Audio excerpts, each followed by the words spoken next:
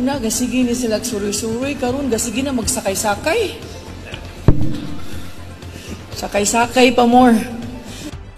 Anda maminaw si Governor Pambari 4 kung tinud-anay lang ang katuyuan ni 5th District Congressman Duke Prasco sa tinguha nga pakig-alayon sa pagpalambo sa serbisyo sa Cebu Provincial Hospital sa Danau City.